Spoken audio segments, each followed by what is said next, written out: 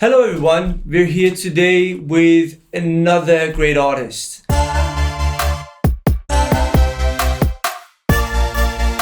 Everyone, Elly, good to have you with us. Thanks very much. Elly, tell me about your musical journey. When did you start your musical career? Yeah, so I'm a singer-songwriter now and I'm studying at the Liverpool Institute for Performing Arts. I'm in my third year, so nearly there. But Okay. I started when I was really little, probably like 3 or 4. I started singing lessons and keyboard lessons. And then I just carried on from How there, I old were you guess. in that time? I don't know, I was like year 3, 4, so maybe like 7 or 8, Okay. something like that. Mm-hmm. But then I just kept adding instruments on. So I kept saying I wanted to play the double bass, like the Okay. big upright string bass. And my mom was like, maybe not. It's a bit big. So Okay. then I chose alto saxophone. Okay. And then I eventually got onto the double bass as well as piano and singing and saxophone. So You're in university right now. yeah. What got you into studying music? Why did you study? Was there any specific reason to having a degree or? No, I think I've always liked school and I've always liked to learn. So I think having that degree in music for me was something that just worked well for me. As a person. I just like to learn and I like to keep learning. For example, like when I finish uni, I want to go and do a master's in something to do with music. So I think Okay. the learning and the knowledge department is always going to be something that interests me. Okay. But no, I think having the degree and not having the degree doesn't really make that much of a difference. I've just always had a passion for music. I've always done music and that's always been what I've gone to in terms of like stress, sadness, happiness, everything. It's just always been music. So if you want to say, for example, this was the reason that I got into university, can you like say what was the exact reason? Was it the learning itself? Was it like networking with others? Was it kind of bit of everything? I think it was developing myself as a musician a little bit more. I don't feel like when I went to uni I knew a lot about the music industry and what it meant to be a musician. Like I've always been a musician, but I didn't understand being a musician in the music industry, if that makes sense. Oh yeah, of course. So I think going to uni made like the networking bit was great, but also the learning and performing, I feel like I've come on so much in confidence and knowledge being at uni and studying music. From the time that you started uni Yeah. to the point right now after 2 years of studying, what would you say that you've gained during these 2 years? Obviously, you mentioned that you've gained a lot of confidence. Yeah, I think confidence is probably the biggest thing. I don't know if I believed in myself as much as I do now. Like at the start of uni, I was confident in my abilities, but I didn't speak that, and I don't think I really believed it. But now I feel like I'm confident in what I can do, and I know what I can achieve, and I know what I want to achieve.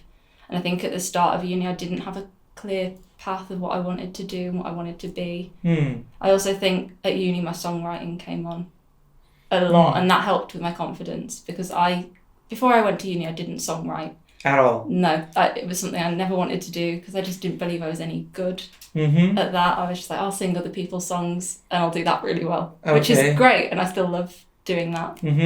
But I think learning songwriting and learning how to songwrite for me, like how I best do that, whether it be like lyrics first, words first. I learned lyrics first, words first. They're the same thing. Lyrics or music first. For different people, it comes differently. Yeah. Some people go with lyric first. Some people go with music first. Yeah, I think that's what I needed to learn. I just thought, oh, well, I'm never going to do it because I don't think I'll ever be any good at it. And the failure thing kind of scared me. And now I'm okay if I fail and my song's not great. I'll just write another one and it'll hopefully be better than the last, or it'll put some more of my emotion that I needed to put in a song better. Like it'll put that across better than it did in that first one. Just keep writing and keep doing what I do. And I think that's what's come on quite a lot. Of course. Do you think it's important to study to be a musician, or you can be a musician without studying? No, I think a lot of people I know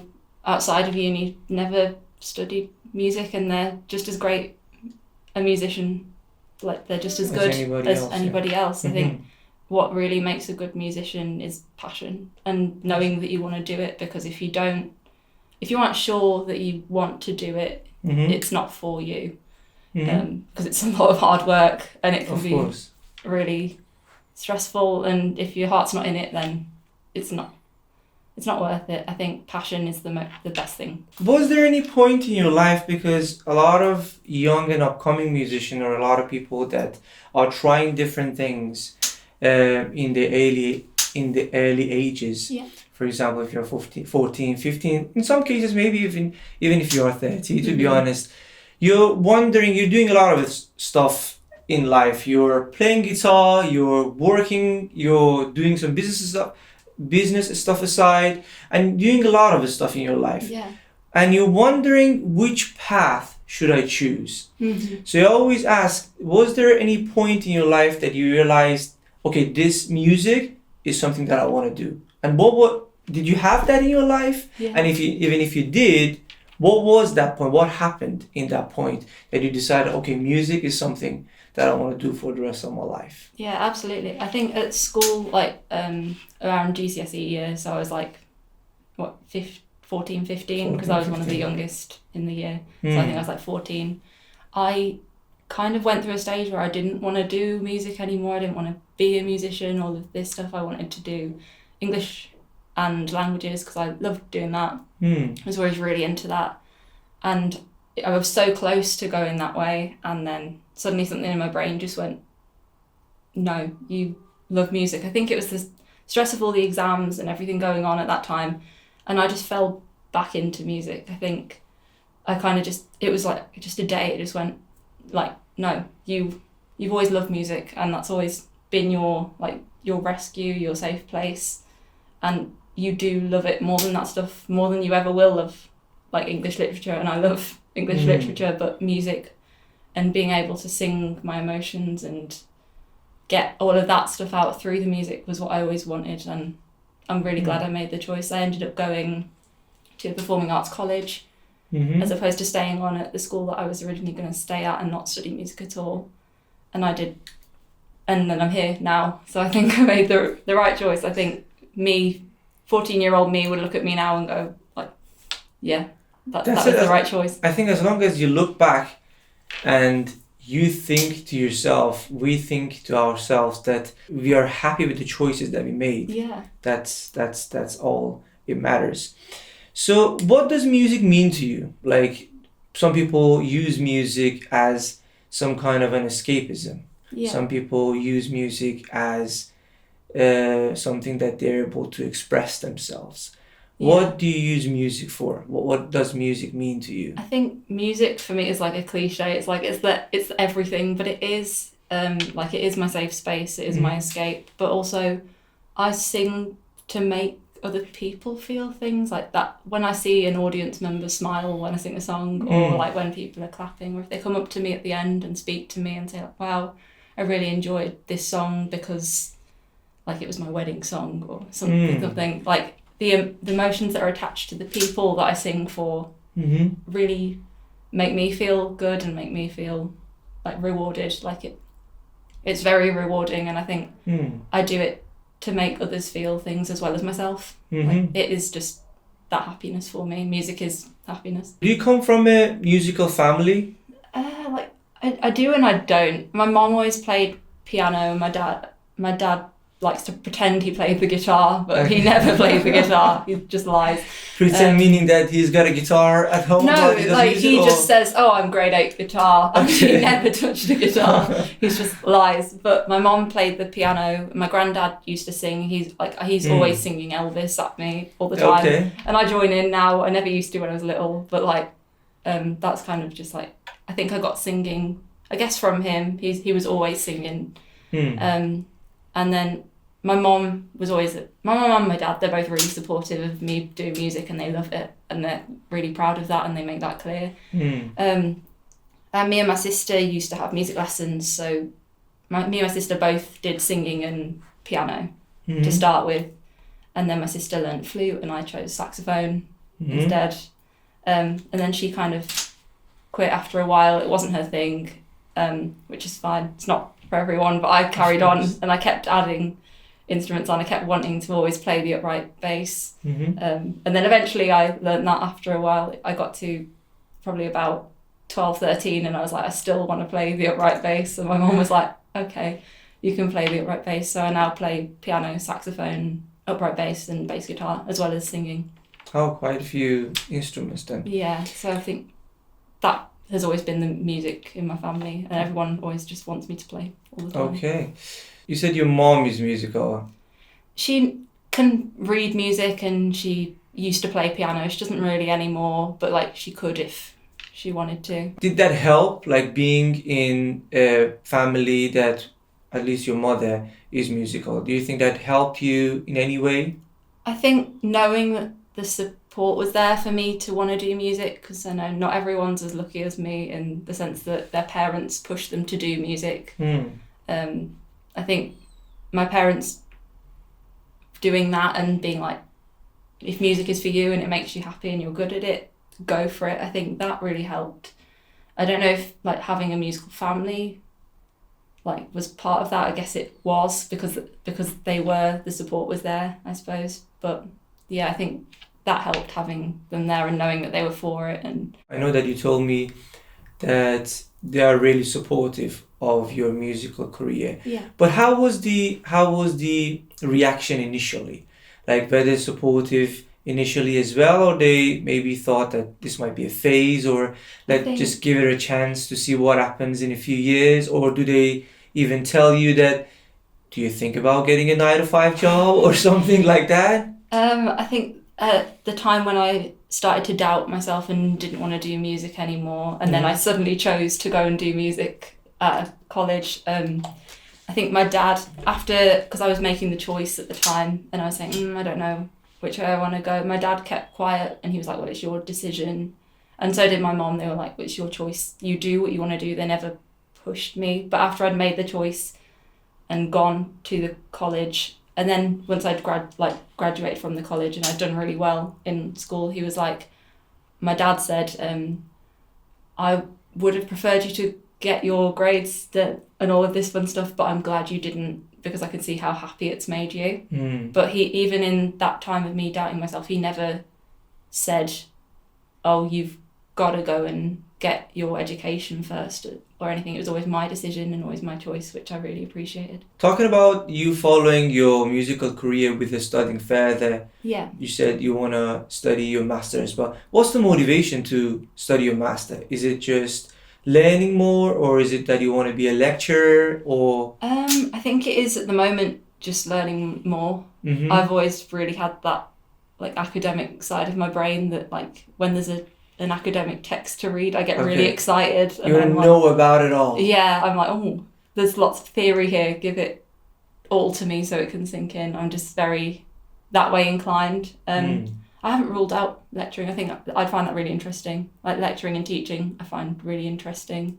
And I think further down the line, it could be something for me. Mm-hmm. I think, yeah, just the masters is the academic side of my brain talking to me and going like, you're not finished yet. You want to learn more. Do you follow any specific genre in terms of like singing or songwriting or performing, or do you just keep your mind open to whatever that comes to you? I'm very interested in like the 1970s singer-songwriter era, so like Carole King, Joni Mitchell and the Carpenters, all of that stuff. I'm really interested in that, and I think my music kind of lends itself to that. Like you can hear the inspiration from those three that I mentioned on more in my music, and everyone always says I sound like Karen Carpenter. And that's always I think that kind of ingrained itself in me, and I'm happy that it did. I like my voice and I like my music, and I like that it relates back to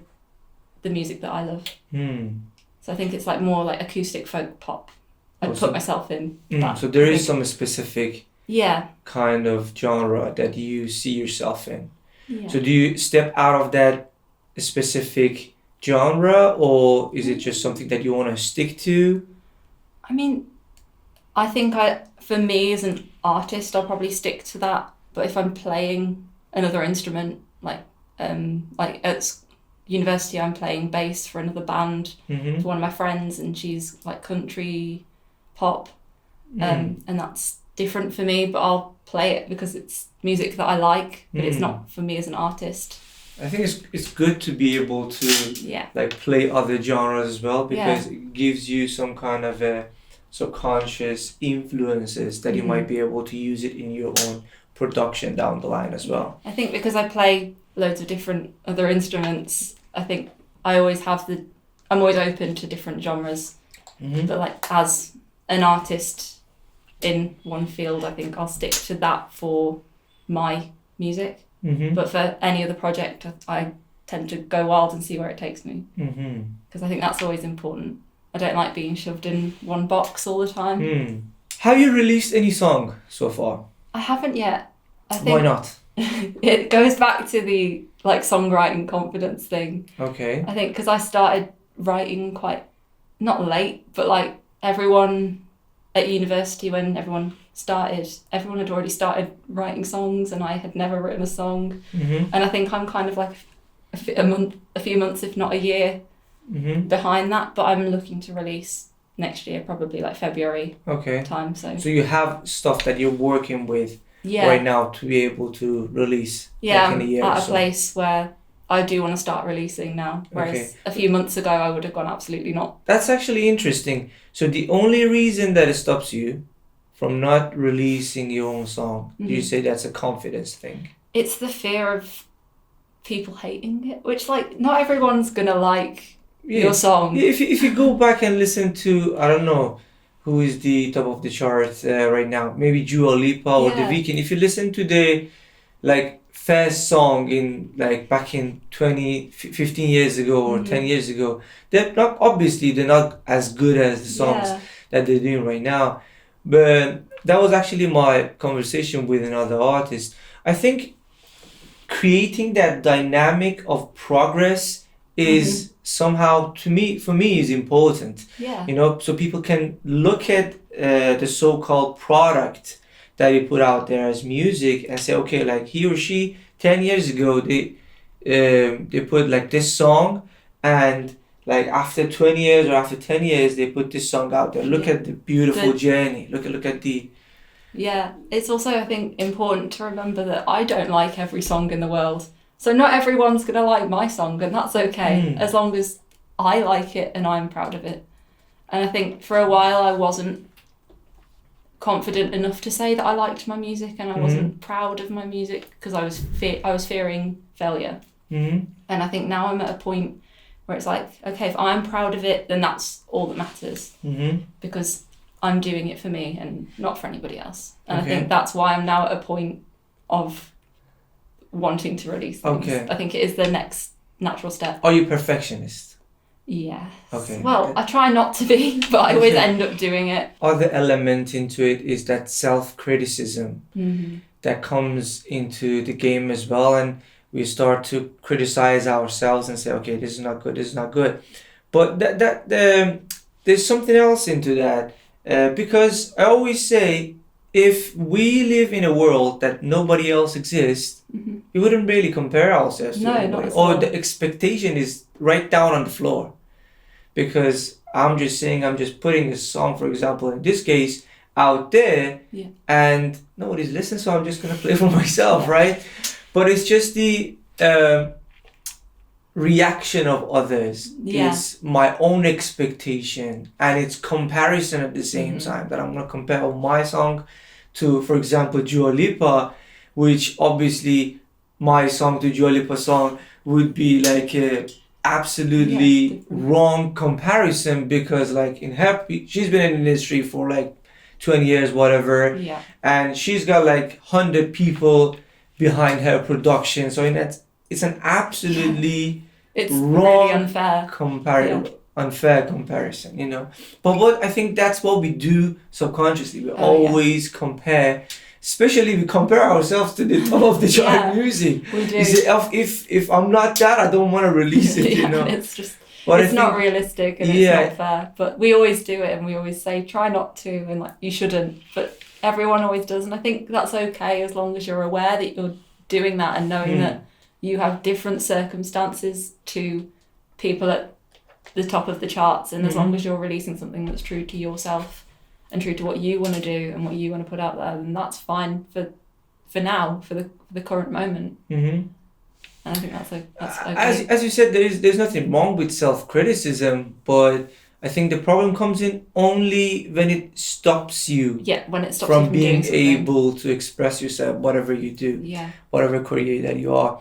So do you feel any kind of pressure from the industry, from the musical industry, that you have to look in certain way, you have to say certain things? I mean, in a way, yes, but also I think in recent years it's gotten a bit better, I feel, in terms of you're allowed to be yourself, and like the whole world, the society as a whole, it's not perfect, but we're getting better in the sense of people are being who they want to be, and people are expressing who they want to express themselves as, and I think the music industry is leaning into that a little bit more, hopefully now. How do you why do you feel that way? In terms of like, we have back at like a few years ago, people couldn't be a specific size if they were famous. They couldn't be a specific size, and they couldn't act a certain way. Lots of different things like that. It's more diverse. Yeah, that was it. It's a lot more diverse now, and I think the music industry is more open to that diversity, and they want that out there. So I feel like, yes, we've still got a long way to go in terms of the restrictions that musicians have, but also it's getting better. How do you network with others? So you want to work with a producer or another writer? How do you find those collaborators? I think what's really good about now is social media. Everyone puts everything on social media, and everybody's putting their projects and what they're doing and who they are. The network is out there on social media essentially, and people are quite good at messaging each other, and it can be as simple as, hi, I like the stuff that you've put out. Do you want to meet for a coffee and we can talk about songwriting together, or do you want to meet up for a jam session and we can see what comes out of that? And I think it's very easy nowadays to connect with people on social media and things like that, but I think it's also easier for me at uni because I have that whole network of people right there in front of me, like within my classmates and things like that. So I think for me it's quite easy, but I'd say social media is a good way to go for that. For example, we spoke on social media, and that's how we're speaking right now. It makes it a lot easier. Yeah. Definitely makes it a lot easier. So for you use obviously your friends in university and social media. Is there any other way that you use? I go out into the world. I guess gigging does that because you get 100%. people come to gigs and performances, and I still have business cards. I have the old flashy standard business cards with like my name, my email, my phone number, and all of that fun stuff, so people can contact me then. But like face to face is always a good thing. I think nothing really beats a face to face interaction. Nothing. I think that's the best way. Do you have a mentor? Do you have someone musically that you go to for advice, or even in life in general that you? Not in terms of music. I had my singing teacher a while ago, and since I moved to uni, we stopped talking as much, which I feel like is a thing that I need to sort out. I feel like I need to meet up with her and say, hi, this is what I'm doing. She still comes to my gigs actually sometimes when I'm at home, and she's around like 80 now, so she's but she still makes it an effort to come to like one of my gigs. That's really good. So she still knows me and all of that. I think I need to make a point of going to meet up with her and sit down and have a chat. So she was my mentor for a very long time, and she always put me right and always said like, you're being silly, if I was being silly, in terms of like stressing or anything like that in terms of music. And I think she was always there for me with that, and she taught me technique, and she taught it very well, and I'm really grateful for that. Musical technique. Musical technique, yeah. I think like in life it was always like my mom. She's really good at grounding me. Like she's very good at saying when I'm being irrational or when I'm So when you're struggling, who do you go to? My mom. Your mom, okay. Yeah, because she will tell me as it is. Like, if she thinks something's not as good as it could be, she will tell me that, which I appreciate. I don't like it when people sugarcoat things to me, because I just don't think it's helpful. Because something could not be the best it could be, and someone will say, that's fabulous, and that's not useful in the long run. But, sure. my mom's very good at that, and she's also very good at knowing what I need in that moment. She will know if I need like someone to comfort me or calm me down, or she'll tell me off when I need it, which is really good. And she's always the person I go to first of all. As a child, in different periods of time, we have different amount of understanding. Yeah. So having that person in our lives to be able to interpret those circumstances or those whatever is happening in our lives and be able to interpret it for us in a way that is understandable, but at the same time it's not giving us any kind of false image in our head. I think it's really beneficial. It's really beneficial. So do you think having a mentor is essential? I don't know if having a mentor is essential, as long as you have someone you can speak to, or someone you can go to with any problem, and they'll be there for you.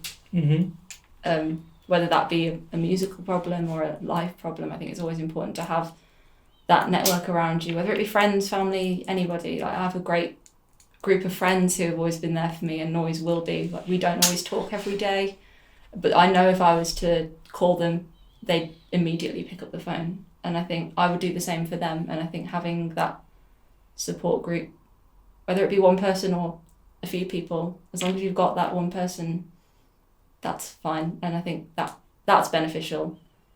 Mentoring, maybe, like, it's good. It does benefit you, but I think knowing you've got support from somewhere is always the best thing. Do you have plan B? Meaning that if plan A doesn't work for whatever reason, I'm not suggesting by the way, but it's just a question to see how your thought process works. If music doesn't work, do you have like a backup plan, so-called plan B? I don't currently. Okay. But I think... Did I make you think now? Yeah, I'm like, wow, maybe I should get on that. No. I think because I've always been very academic, I could always go and do a different degree and potentially... I've always loved teaching. I've always liked to teach people things that I know and things like that. I think now I would consider being a teacher. Like, I do love to teach, and I love to share the knowledge that I've got with other people. I think I'd probably go into teaching, which isn't like a plan B. I think it's great, and I think that's definitely something I will do further down the line. Okay. Whether it's a plan B or not. Okay. I think that's something for me. Okay. I think I'm lucky that I've got that academic side of me that will always want to learn and always do things like that, and I think that will help me back up myself. So what's plan A? Let's just dig deeper a bit. What's plan A? What's that ultimate goal that you would say, when Elly gets there, I'm absolutely happy. This is like the ultimate goal. Doesn't matter if it's going to take 10, 20, 30, 40 years. Yeah. What was the ultimate goal? The ultimate goal is to have songs released that I am proud of and happy of. Whether they're very successful or not, I just want many songs on streaming platforms. And how many? Is there a number to it, or? As many as I can create, really. There's no more than like 5, but I feel like that's something that's for like the next couple of years. Now I'm confident enough to say that that's something for the next few years. I think just as many as I can create in my time on this earth, but also I want to be... I like that phrase, my time on this on the planet. I think I also want to be performing for as long as I can. Performance is something huge for me, and I always want to be doing that. And I think for as long as I can, I will be doing that. Whether that be performing in like clubs, pubs, any of that, tours. I'd like to do that at some point if the world allows it. If I'm famous enough that people know my songs and love my songs enough for me to get like big tours around the world, that would be great, because it's performance that I love. Okay. So the kind of vibe that I'm getting from you, you're happy to be in the journey of music rather than having one specific goal. As long as you're in that journey, playing, performing, putting songs out there, you're actually enjoying the whole, like the journey itself, rather than having one specific kind. Is that what? Yeah. I think it works differently for other people. Of course. Like some people have that set goal. I want to be a famous recording artist, and that's what I want to do. And I'm just not going to look until I get to that point, which is great if that works for you. But I like to stop and enjoy and veer off and do something over here. I think for me, the journey is almost as important as that end goal. And I think, but if I can make it enjoyable for myself, then that's half the battle towards the end goal, whatever that may be. Sometimes we as a human being forget how the journey itself is important. Yeah. Because some goals takes like a good 20 years to reach. It takes so long, yeah. But the thing is, you're losing that 20 years if you don't enjoy the actual journey. Yeah. You said as equal, but I would say the journey itself is more important. Yeah, it's very easy to forget that you have your life alongside all of these goals. And I think you need to be enjoying your life. Because that will ultimately make you get to that goal in a better way, rather than just aiming for that and being like blinkered to just seeing that rather than seeing the big picture. Because life doesn't always work that way. You don't always get to that goal. Oftentimes you'll find another goal that suits you way better than that initial one ever did. And I think it's important to be open-minded. True. So you said that you want to release your first song next year. Yes. Have you thought about how you're going to release it and some kind of releasing strategy? Have you got into that marketing side of releasing a song? I think the marketing side, I definitely need to do a bit more research, because it is my first song. I'm not that well versed in it yet, but I know that once I have, way before my song is ready and to be put on like a distribution website and everything, I know that I'm going to have a plan in place for what's advertising. I've got to have like 6 weeks before that song is released to be advertising the song, so that people know it's out there. And the advertisement is almost as important as the release. Of course. Because if people don't, it's not almost as, it is as important, because if people don't know your song being released, no one's going to listen to it. So you have to make sure that you have 6 weeks at least, I feel, before your song is being released. So I know that much, but I don't have a clear... You're still familiarizing yourself with the process of marketing and how to put the song out there.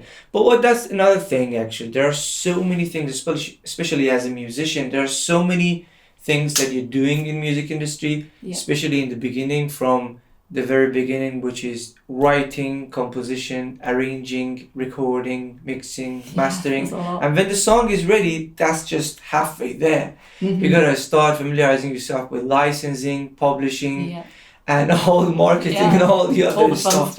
And it's just in the beginning there's a lot of pressure. But I think down the line, when you have some kind of an income, you would be able to have people to do those things for you.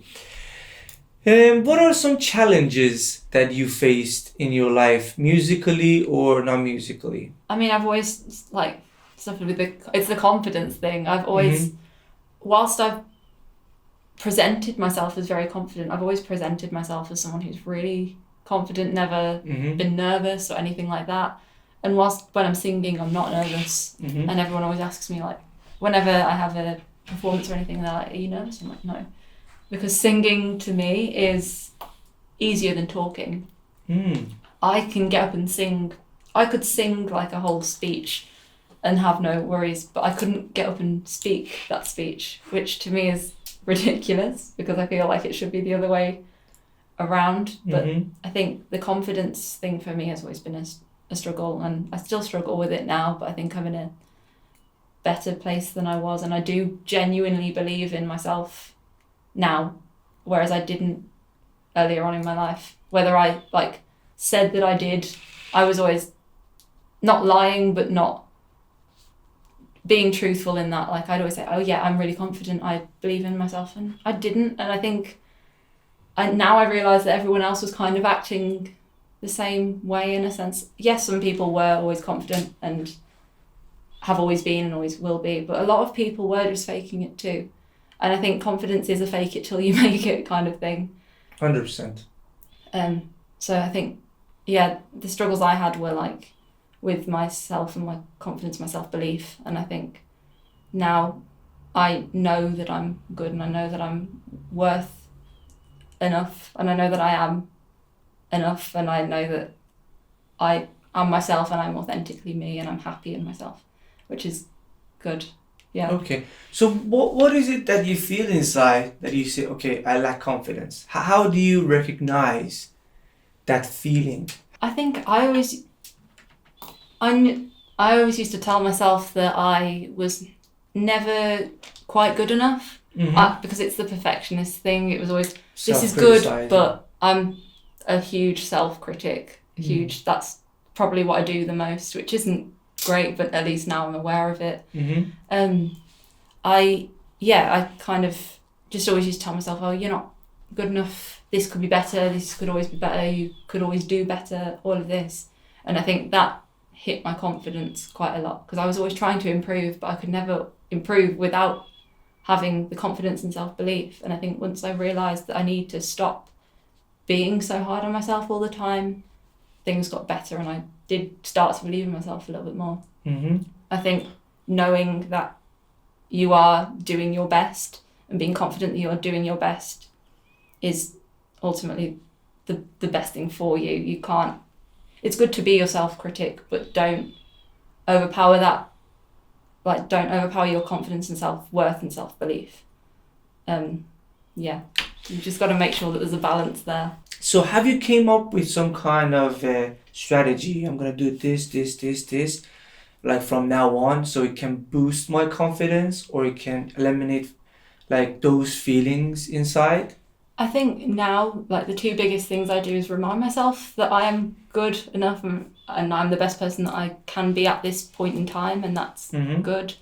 And I just remind myself that I am a good musician, I am a good person.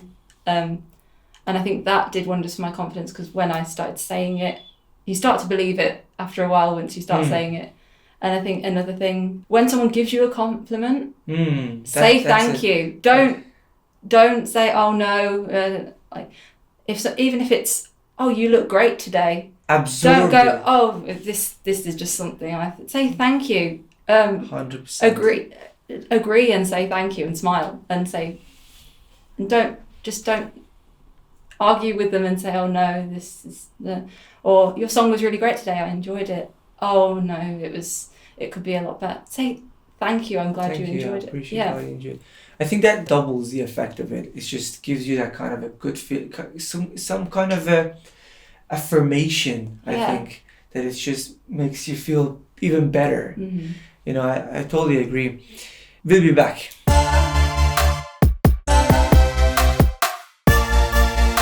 Elly, tell me, do you use social media in your advantage? How do you use it? I use it just to promote myself, I guess, and also share what I'm doing at any time. Like, my social media is kind of a mix of me as an artist and me as a person. Like, some people have the separate accounts. Like, here's me as an artist, here's like my personal one. Is that what you do? No, I think it's important for me to have one and share, because me as an artist and me as a person are the same thing. Some people have like personas and other things like that. I don't. What you see is what you get from me. So I think it's important to share like my life and my music as one platform. So I use like Instagram. I'm trying to use TikTok, but I still don't really get it. Okay. I think like the video thing for me gets quite stressful, and trying to like work them all out and things like that. I'm much happier just recording a video and then posting it rather than doing like separate little bits to a video. So like, I'm trying to get into TikTok because it's a big thing and it's becoming really important. But Instagram still I feel just as good, and it gets the point across, and it allows me to share like what I've been doing in terms of whether it's a cover or video clip of a new song or anything like that. Mm-hmm. Or even if I've done a gig or a photo shoot or there's some pictures of me, like Instagram allows me to share all of that stuff under one roof. So I think that's great. And it does get people to see what I do. So are you able to so-called control yourself in terms of using social media to be able to like use it as a tool and put it back in the box, or do you get caught up in scrolling as everybody else as well? I'm really quite guilty of the scrolling thing. Okay. But I'll catch myself doing it. Like I'll be there for 10 minutes just going like, another dog, great, yeah. Like, oh, someone's released some new music, another dog. Like there's just lots of dogs on my Instagram, which is nice. So I think I kind of get like caught up in like, I don't know, the algorithms and things like that. I can't find myself just like mindlessly scrolling, and I catch myself doing it and then I'm like, no. And then as soon as I catch myself, I'll like put it away and go and live in the real world a little bit. I try my best to get out of it because I know being in social media all the time isn't great, because it's not real. Like really, like you have to be really wary, obviously, because not everything everyone puts on there is real. Like so there's all that. You've got to be careful, and you've got to make sure you live in the real world as well as being on there and putting what you're doing on there. I think finding that balance is really important. How do you find that balance? Because obviously subconsciously when you see those things, that would be something that you would perceive that this is a reality, right? Yeah. But how do you make that distinction to say, okay, this is not real, this is not real, and I'm not supposed to like compare myself to all these perfect pictures and perfect videos? Yeah, I think for a while I was like guilty of being caught up in that and being like, oh, I've got to be this certain way and look this certain way and dress this certain way because all these people are.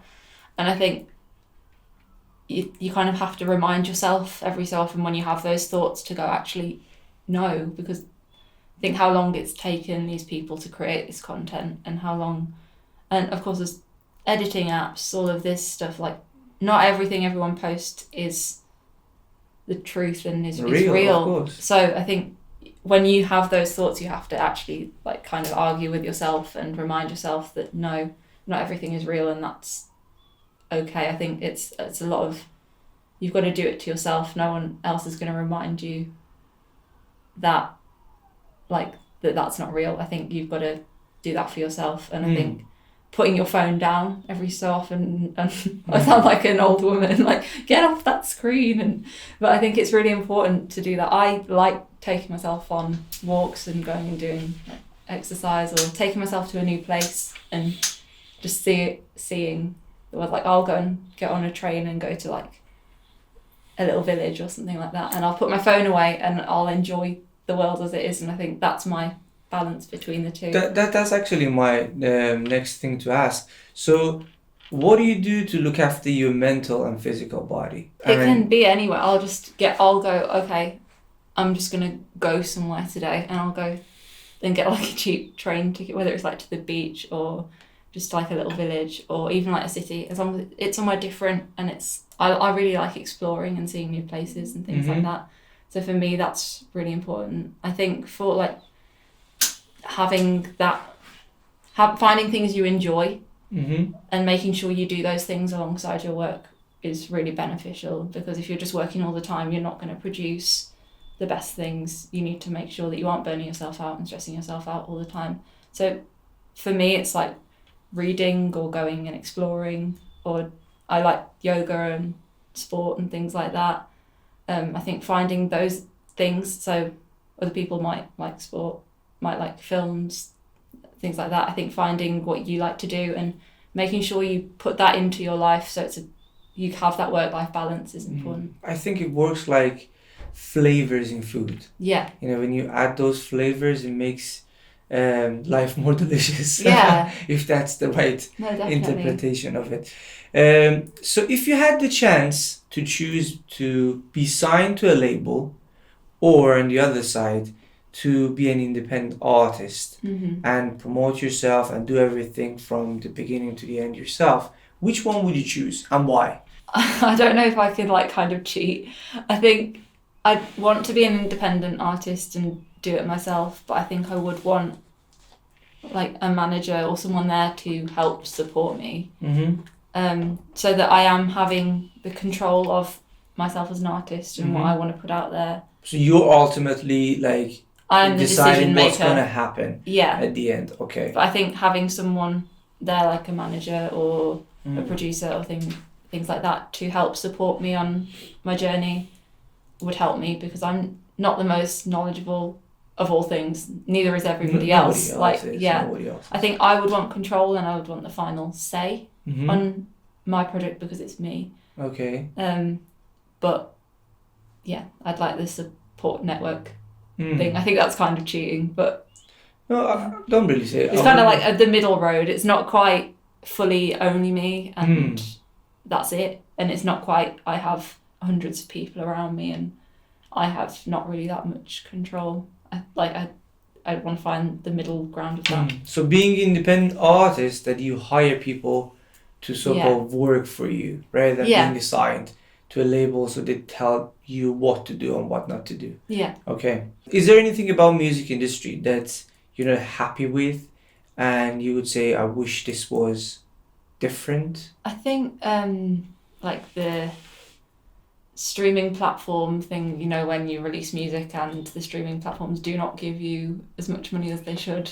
I think that's a big thing now, especially because streaming platforms are huge and there's thousands, if not hundreds of thousands of songs being released each day, but the artists aren't getting fairly paid for that work. I think that's something that needs to change, and I'm not sure how that's going to play out in future years when that gets even bigger, because streaming platforms are getting bigger and bigger.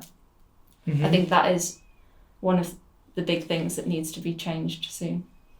I think artists need to be paid fairly for their work, because that's the only right. Have you got any side hustle in life, or music is your one and only thing that you do? At the moment, I'm actually a student ambassador for LIPA, so I do like building tours and speak to prospective students about things like going to LIPA. So I'll like greet them on like open days, and I'll go and do careers fairs at schools and speak to students about studying music, whether that be at LIPA or anywhere else.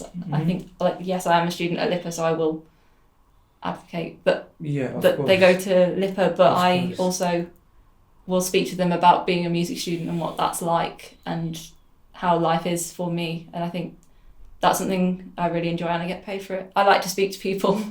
Does it give you the advantage of being able to network better or easier? I think having that and doing that has made me a better communicator, and has got me out of my comfort zone, because I wouldn't normally speak to like strangers and things like that. But I think because I know that I'm helping them in a sense and trying to get them to make the best choice for them and things like that, I think that's why I enjoy the job.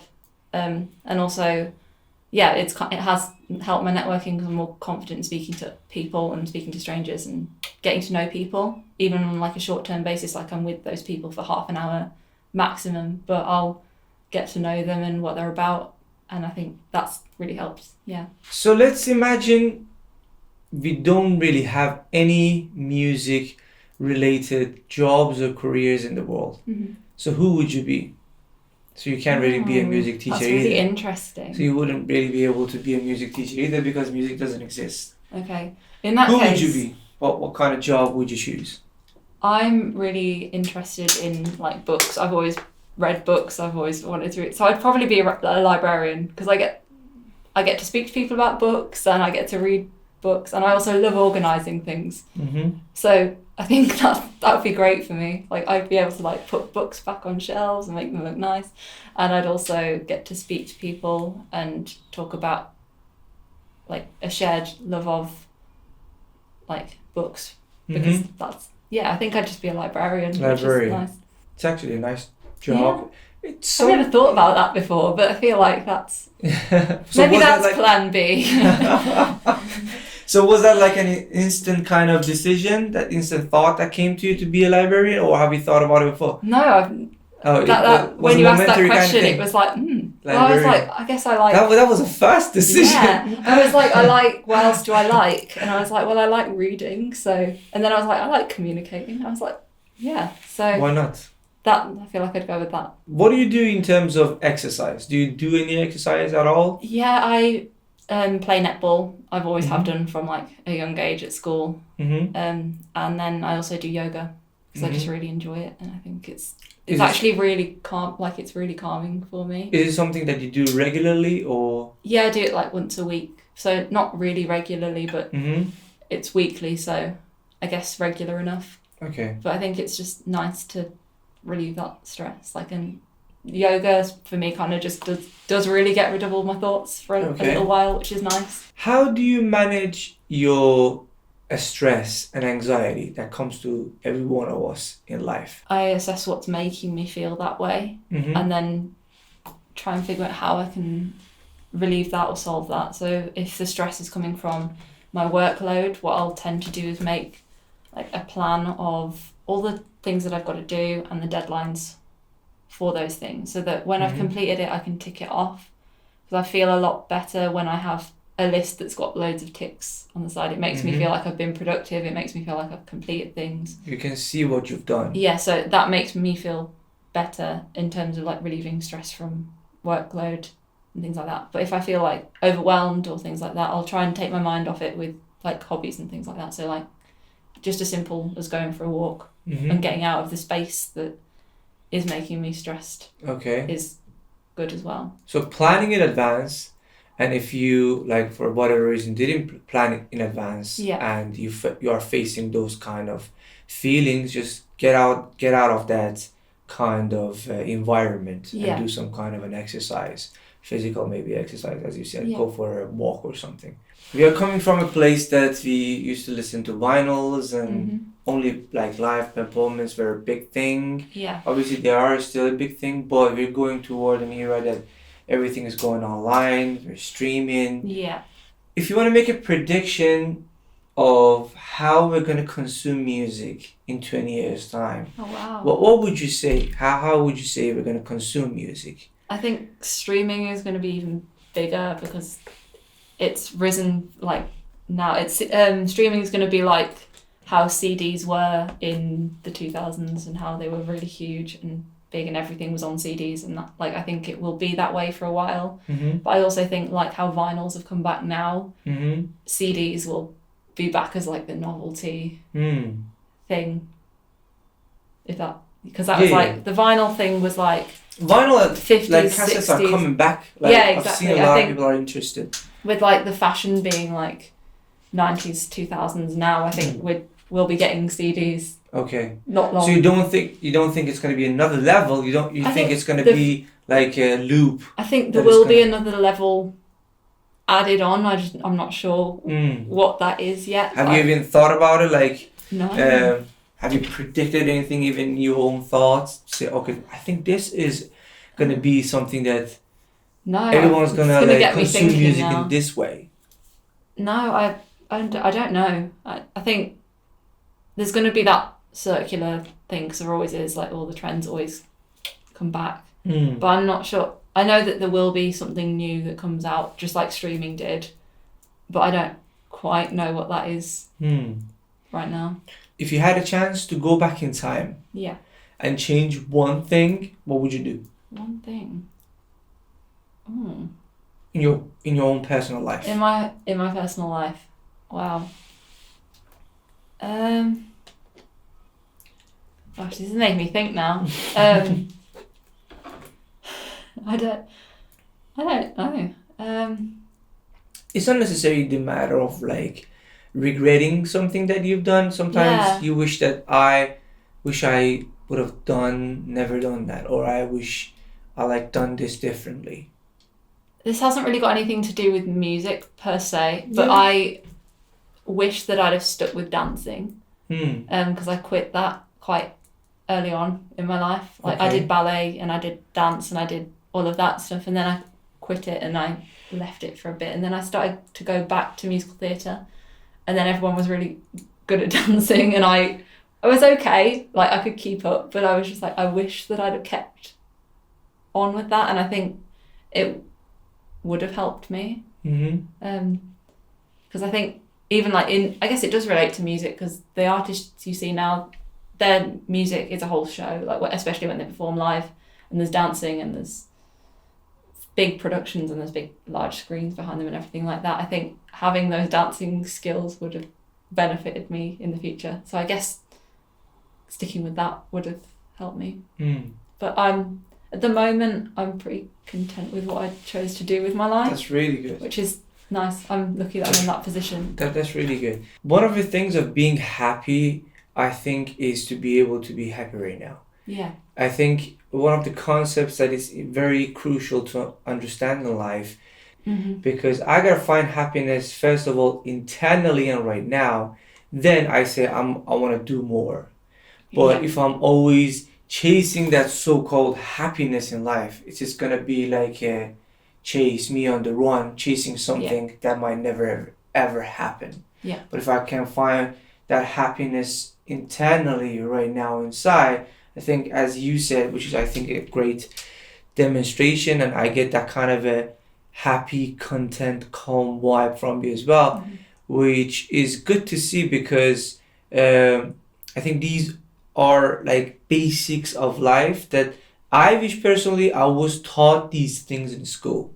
You know, I think these are fundamental principles of being that I think it's crucial to know them and at least familiarize yourself with these in the early stages of life. Yeah, I think so. 3 things that you want to promise yourself in front of the camera, that when you walk out of here, that you're going to do it in a short amount of time, whether like, let's say a month.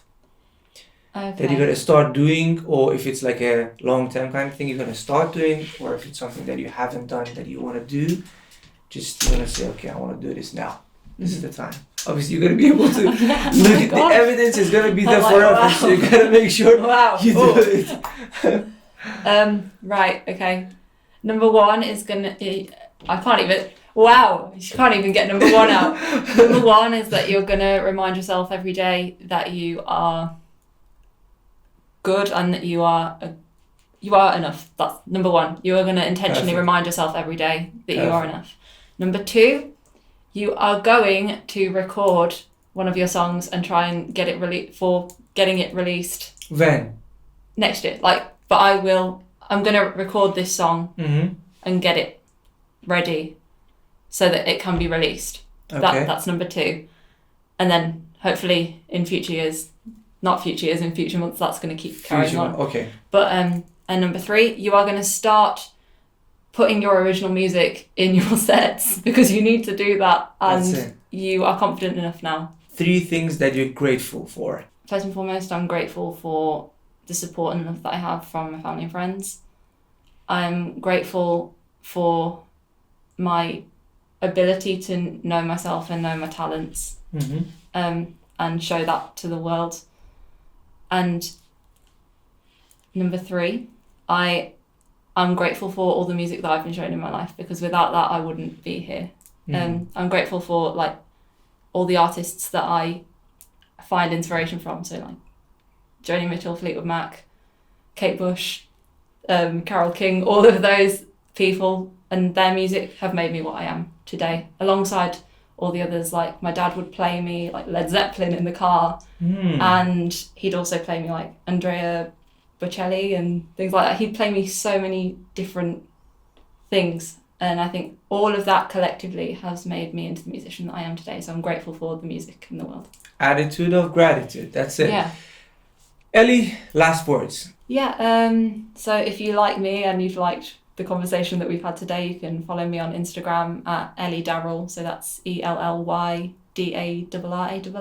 I'm gonna put all the links to her social media down below in the description. Make sure you go down there and give her a follow, and make sure you keep checking streaming platforms for the song that will be coming out next year. It's coming soon. It was such a pleasure to have you on our podcast. It's great to be here. Thank you. Thanks very much.